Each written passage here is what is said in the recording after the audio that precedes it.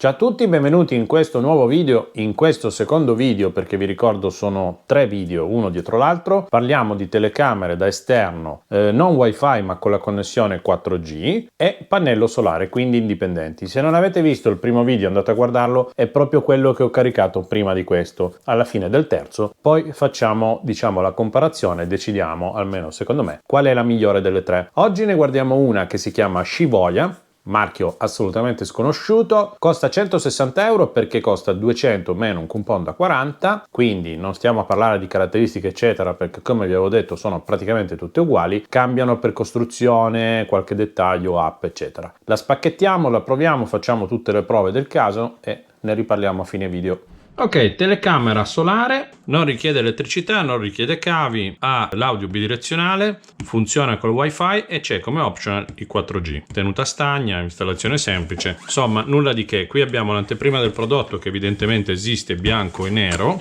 null'altro. Istruzioni molto semplici, ci spiega che il pacco batterie per il primo utilizzo va aperto e va tolto il cellophane, il film protettivo da ogni singola cella. Qui c'è un manuale, qui c'è il suo pannello che misura 26,5 x 17,5. Soliti biglietti di ringraziamento, probabilmente se gli lasci anche un feedback magari ti danno un omaggio. Allora, il pannellino esce con un cavetto molto corto con connettore a tenuta stagna, vedete che ha tutti gli o-ring e vite di fissaggio. C'è poi anche questa struttura che potrebbe servire per qualcosa. Troviamo poi un'antenna 4G, perché questa telecamera ha il modulo 4G, cavetto USB A, USB-C, un po' di roba che serve per il montaggio. Ecco qua.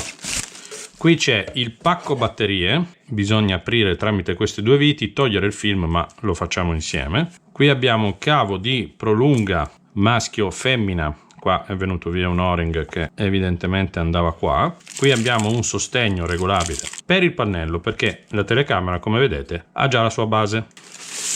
Telecamera, eccola qua, un bel bestione, in questo caso colorazione nera, motorizzata, speaker, microfono, infrarossi, sensore, telecamera e rilevatore PIR. Qui abbiamo un QR code che servirà per l'installazione, abbiamo l'antenna, qui abbiamo l'uscita per l'alimentazione. La telecamera con questo connettore a 4 pin si collega al pacco batterie e a sua volta il pacco batterie si collega al pannello solare. Poi andando avanti con le istruzioni si capisce che si può montare in vari modi. Si può montare direttamente il pannello fotovoltaico col pacco batterie sopra alla telecamera, quindi sfruttando questo attacco direttamente sopra la telecamera, quindi anche il pannello qui. Oppure si può montare la telecamera con leggermente spostato il pannello, se magari abbiamo la telecamera ad esempio a nord e vogliamo mettere il pannello giustamente a sud, usando il cavo in dotazione per arrivare a una distanza di massimo 5 metri. Per quanto riguarda invece tutta la parte di SIM, schede eccetera,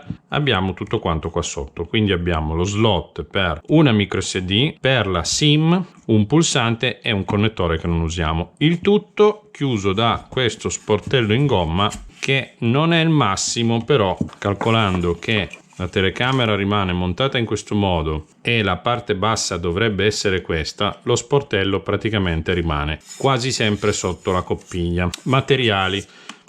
Allora, plastica non Celsa, comunque plastica in tutta la parte inferiore, mentre la parte superiore in questa prefsofusione di alluminio sembra. Il supporto per montare il tutto qua sopra di plastica, la staffa però è di ferro, non è malissimo. Adesso apriamo il pacco batterie, non perdiamo le viti. Quindi cosa abbiamo dentro? Abbiamo delle 18650 da 3,7 volt, 9,62 Wh cada una. Analizziamo come sono collegate. Sono collegate esattamente tutte quante in parallelo. C'è poi uno schedino che fa da regolatore e da carica batterie. Di queste ne abbiamo 6. Togliamo il film protettivo da ogni batteria, le inseriamo uno a uno. Non sembrano batterie di altissima qualità, sono comunque al litio, è il fatto che ci sia questo pacco batterie facilmente apribile, ci aiuta nel momento in cui le batterie vadano ad esaurirsi, siano da buttare, perché sono facilmente trovabili su siti anche cinesi a pochi euro, per ripristinare tutto il pacco. Quindi rimettiamo il coperchio, mettiamo le 2 viti che già c'erano per tenerlo chiuso, più altre 4 per completare l'assemblaggio. Ok, quindi pacco batterie pronto.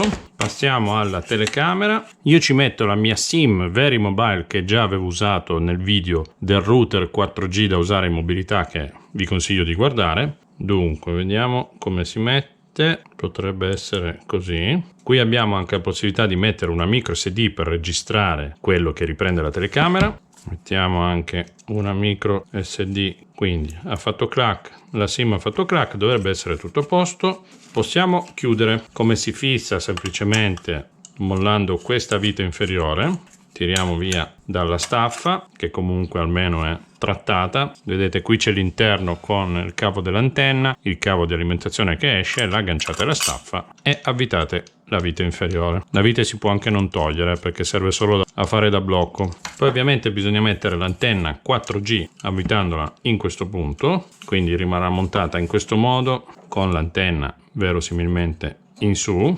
Altre raccomandazioni, niente di particolare, dice di montarla a circa 2,60 m. Ok, aprendo questo sportello sul pacco batteria abbiamo la possibilità di collegare una Type-C col cavetto in dotazione e possiamo mettere in carica il pacco batteria. Raccomandano di caricarlo tutto prima di effettuare la registrazione e di conseguenza l'accensione e il primo utilizzo della telecamera. C'è un piccolo LED che si intravede qua sotto, illuminato di rosso, che ogni tanto lampeggia di verde. Sta caricando, credo che quando sarà arrivata a carica completa diventerà verde fisso il LED, ma lo verifichiamo dopo. Mi studio un attimo il manuale, che comunque ha la parte anche in italiano tradotta in modo abbastanza approssimativo, ma qualcosa si capisce, così vi faccio vedere un attimo come abbinarla e come configurare il 4G e tutto. Scannerizziamo il QR code. Si apre la sua app proprietaria, purtroppo, quindi dobbiamo usare per forza questa. La scegliamo per Android, ci porta poi a scaricarla direttamente dallo store ufficiale, quindi siamo abbastanza tranquilli, e installiamo l'app U-Box.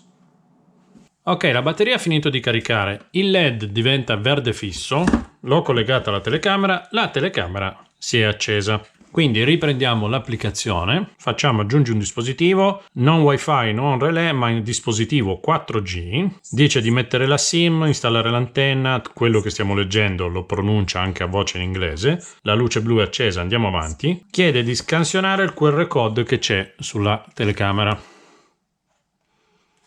Ok, QR code preso. Pazzesco, velocissimo, non ho tagliato nulla. Con la SIM dati Verimobile inserita, il dispositivo è praticamente già in rete. Qui possiamo cambiare nome e location, lasciamo tutto com'è. Vedete che la telecamera sta già rispondendo, l'app sta andando avanti con la configurazione, che è avvenuta con successo. Noi abbiamo già la telecamera online, non ho configurato nulla. Ora proviamo a entrare nel dispositivo. Dice che la scheda, la micro SD non è formattata, vuoi formattarla? Sì. Ok, attendiamo un secondo che formata la micro SD. Ok, la formattazione è terminata. Abbiamo già la connessione funzionante, vediamo la telecamera. Possiamo chiaramente farla muovere. Voilà, praticamente già online. Allora, qua mi dice che la batteria è piena, che il 4G prende 2 tacche su 5 e sono in una taverna. Giuro, non avrei pensato di trovare una procedura di installazione così semplice. Di fatto non bisogna fare niente. Quindi vado a piazzarla fuori, facciamo un po' di prove, vediamo come si vede, di giorno al buio, facciamo un po' di test e poi traiamo le conclusioni. Ok, telecamera montata, funzionante. Ora entriamo nell'app. Nella home vediamo l'anteprima della telecamera con l'ora e la data dell'ultima registrazione e viene comunicato che la telecamera è online, quindi sta funzionando, prende, risulta connessa. Ok, non taglio apposta per farvi vedere la reale velocità di connessione. In questo momento siamo connessi. Avete visto che ci ha messo qualche secondo. Dopo la nottata, diciamo, passata ad alimentarsi con batteria, in questo momento, come vedete, c'è il sole, mi dà la batteria a metà. Quindi non ha una grossissima autonomia con queste batterie. Bisogna fare in modo che il pannello prenda il sole per essere sicuri che stia accesa H24. Come segnale vedete che mi dà il segnale quasi a palla in 4G, è montata all'esterno, non ci sono intralci, non c'è nulla, vedete che adesso è scesa a 3. Nell'app abbiamo delle impostazioni, tutto un po' tradotto in modo approssimativo, però le impostazioni ci sono, dove abbiamo il nome, la gestione della memoria. In questo momento c'è dentro una micro SD da 64 GB e ho disattivato il cloud. Abbiamo la possibilità di capovolgere l'immagine. Modalità ambientale normale vuol dire serve per usarla in modo automatico o in versione notturna. Rilevamento dell'attività. Qui abbiamo alto, medio, basso, lavora tramite sensore PIR. Io vi dico già che l'ho messa a medio e lavora correttamente, a differenza di altre telecamere, anche di marchi più famosi, che anche con la sensibilità al minimo rilevano troppi falsi allarmi.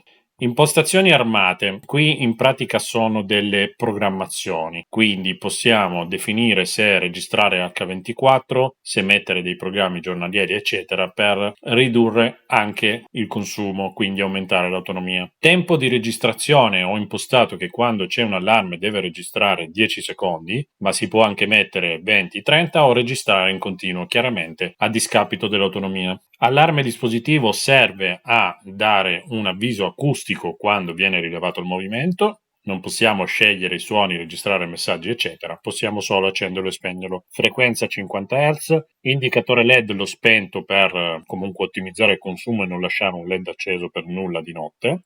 Tempo di sincronizzazione serve a attivare una modalità di risparmio energetico che non ho ben capito come funziona, comunque c'è questa voce. Tempo di ripristino della connessione 1 ora, anche questa non ho ben capito come lavora. E basta, null'altro. Quindi noi vediamo la telecamera in diretta. Ok, passiamo quindi alla visualizzazione a schermo intero. In alto a sinistra abbiamo la data e l'ora, mentre sotto compare il joystick.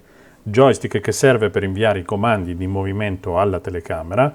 Telecamera che risponde abbastanza velocemente. Ci sono ogni tanto dei piccoli lag che dipendono dalla connessione in quel momento e che dipendono ovviamente anche dall'utilizzo in modalità SD o HD. In questo caso ci stiamo muovendo in modalità SD, quindi bassa risoluzione. La telecamera comunque si vede discretamente bene e vedete che comunque è reattiva, il movimento è fluido, si riesce a fare una rotazione interessante perché tra poco vedrete che riusciamo a fare un vero 360 fin dietro la telecamera. Chiaramente non sono situazioni dove bisogna installarla per giocare ogni 3x2 e muoverla avanti e indietro, bisogna lasciarla in una posizione nel momento in cui viene ricevuto un allarme, allora si può manovrare col joystick per andare a vedere altre zone che ci possono interessare. Siamo arrivati fino dietro esattamente alla telecamera, quindi un movimento circolare sull'asse orizzontale completo. Ora torniamo in una posizione di visione ottimale, facciamo un test per vedere anche il movimento verticale. Perfetto, una volta raggiunta una posizione centrale proviamo ad andare in su e questa è la massima altezza, più su di così non va. Proviamo quindi a pigiare in giù per fare una rotazione per vedere fin dove arriva, ruotando all'indietro. Vedete che gira, gira, gira, arriva fino esattamente dietro la telecamera, quindi 180 gradi. Torniamo a visualizzare in modo, diciamo, stretto, passiamo in modalità HD, ritorniamo in Modalità orizzontale e vedete che la definizione aumenta sensibilmente, si vede molto meglio. Di conseguenza anche il lag dei comandi. Però si vede molto molto bene. Chiaramente di giorno col sole è facile, qualsiasi telecamera si vede senza problemi. Andiamo a vedere cosa succede nel notturno. Qui non abbiamo altri comandi se non appunto il joystick, la possibilità di attivare o disattivare l'audio che voi ascoltate, la possibilità di attivare il microfono per parlare con chi c'è fuori, scattare un'istantanea che rimane sul telefono, un video che rimane sul telefono. Qui abbiamo un tasto che switcha la memorizzazione da cloud a microSD. MicroSD, vedete che oggi abbiamo degli allarmi, ce ne sono stati parecchi, allarmi che arrivano in questo modo. Andiamo a vedere una notifica, ad esempio, di ieri. Abbiamo delle notifiche in modalità notturna, vedete 23:28, 22:12. Vi faccio vedere come si vede di notte. Quindi facciamo partire la registrazione, vedete? Questa era mia moglie che passava. Ne facciamo partire un'altra. Vedete? Ne ho moltissime perché a quell'ora c'ero anche io che passavo davanti alla telecamera. e via dicendo. Vedete che anche l'accesso alla memoria di archiviazione, nonostante sia connessa in 4G, non è male. Abbiamo poi delle registrazioni in versione diurna, tipo quelle che adesso vedete, ve lo faccio vedere in live, non taglio nulla, sta laggando, si è un attimino bloccata perché ha ricevuto troppi comandi. Vediamo le attivazioni delle 10 di stamattina. Ok, qui abbiamo una registrazione di stamattina quando ha percepito il passaggio di mia moglie. Vedete che memorizza solo, in realtà non memorizza i 10 secondi che ho impostato io, ma ne memorizza 17 circa, quindi non è perfettamente sincronizzato quello che registra con quello che impostate, però si riesce comunque a vedere quello che è successo, diciamo, correttamente. Vedete qua rileva il mio passaggio, registra anche l'audio, quello sempre. Diciamo che il suo lavoro lo fa correttamente. Tornando dal vivo, un altro comando importante è questo cerchiolino rosso che serve ad accendere l'illuminazione, che è molto potente. Vedete qui in modalità infrarosso, se accendo la luce sembra praticamente illuminato giorno. Veramente molto molto potente. Bene, l'abbiamo vista, l'abbiamo provata, dunque vi posso dire che mi è piaciuta sicuramente l'applicazione, seppur non proprio tradotta perfettamente, però è molto veloce, applicazione però che in questo caso richiede una registrazione. La definizione abbiamo visto che è buona, il potere dell'illuminazione è molto buono, mi sono piaciute le connessioni, le prolunghe stagni eccetera, comunque hanno messo gli O-ring, una cosa diciamo un po' curata, molto veloce nella risposta dei comandi, fa un bel 360 e fa anche un bel movimento verticale e risponde bene ai comandi. Però c'è anche da dire che è un po' bruttina, è un po' grossa e plasticaccia proprio nera. Non mi è piaciuto molto il sistema della batteria che comunque deve rimanere per forza montato sul corpo telecamera e soprattutto sta al sole. Quindi se non riusciamo a fargli un riparo, una mensolina, cosa che non consiglio di fare se scegliete questa telecamera, perché non mi piace lasciare questa scatola con le batterie al litio direttamente al sole, direttamente all'acqua, direttamente a tutto. No, questo non mi piace. Abbiamo avuto qualche problema con la micro SD, ma poi devo dire che è sempre andata e non mi ha più dato problemi, anche l'accesso alla memoria è buono, quindi anche questa l'abbiamo provata. Ora, se anche questo video vi è piaciuto, un bel like, iscrivetevi al canale perché faremo magari altri video che potrebbero interessarvi e noi ci vediamo al prossimo video o alla prossima diretta del giovedì sera, o se passate dalla provincia di Torino potete venire a trovarmi in negozio. Guardate anche il prossimo perché sarà la terza telecamera con le conclusioni finali. Ciao da Massi Dattoli!